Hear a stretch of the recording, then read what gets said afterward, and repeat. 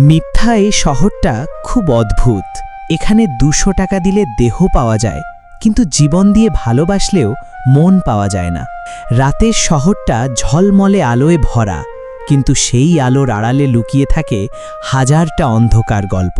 সুলতান প্রথম দিন এই কথাটা শুনে হেসেছিল। বন্ধুরা বলেছিল, ভাই, এই শহরে সব পাওয়া যায়, শুধু সত্যিকারের ভালোবাসা ছাড়া। সে বিশ্বাস করেনি, কারণ সে ভালোবেসেছিল সত্যি করে। মেয়েটার নাম ছিল নীলা। সাধারণ একটা মেয়ে, সাধারণ হাসি, কিন্তু চোখ দুটো ছিল গভীর। সুলতান তার জন্যে সব করতে রাজি ছিল। নিজের স্বপ্ন কমিয়েছে, নিজের শখ ছেড়েছে, এমনকি নিজের প্রয়োজনও চাপা দিয়েছে শুধু মেয়েটাকে সুখে রাখার জন্যে।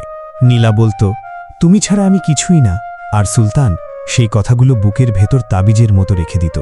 একদিন নীলা বলল, তুমি আমাকে সত্যি ভালোবাসো?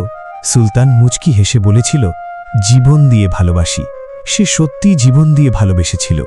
সময় দিয়েছে, সম্মান দিয়েছে, অপেক্ষা করেছে, রাগ সহ্য করেছে, অভিমান বুঝেছে, ভবিষ্যতের স্বপ্নও গড়েছিল তাকে কেন্দ্র করে। কিন্তু শহরটা যেমন, গল্পটাও তেমনই ছিল। একদিন হঠাৎ নীলা বদলে গেল। ফোন কম, কথা কম, সময় কম। তারপর একদিন খুব শান্ত গলায় বলল, আমার বিয়ে ঠিক হয়েছে। সুলতানের হাত কেঁপে উঠেছিল। সে শুধু জিজ্ঞেস করেছিল, আমার ভালোবাসা কি কম ছিল? নীলা চুপ ছিল। কিছুক্ষণ পর বলল, তুমি ভালো মানুষ, কিন্তু জীবনটা শুধু ভালোবাসায় চলে না। সেদিন সুলতান বুঝেছিল, এই শহরে অনুভূতির দাম নেই। এখানে হিসেব চলে টাকায়, স্ট্যাটাসে, সুবিধায়। কয়েকদিন পর এক বন্ধুর সাথে সে শহরের এক নির্জন রাস্তায় দাঁড়িয়েছিল। বন্ধু ঠাট্টা করে বলল, দেখ, ২০০ টাকা দিলে এখনই দেহ পাওয়া যাবে। রিয়াদ দীর্ঘশ্বাস ফেলল।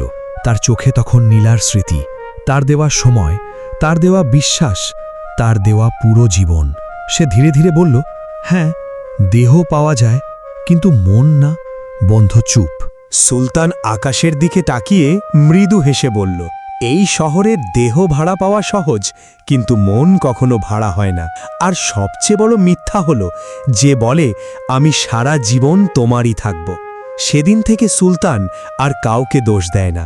সে শুধু শিখে গেছে, ভালোবাসা কখনো সস্তা নয়, কিন্তু ভুল মানুষের কাছে দিলে সবচেয়ে মূল্যবান জিনিসটাও একদিন মূল্যহীন হয়ে যায়। এই শহর এখনো আগের মতোই আছে, আলো আছে, মানুষ আছে, সম্পর্ক আছে, শুধু সত্যিকারের ভালোবাসা, সেটা এখনো সবচেয়ে দুর্লভ জিনিস। আর হ্যাঁ, ভিডিওটা ভালো লাগলে অবশ্যই বন্ধুকে শেয়ার করুন। ধন্যবাদ।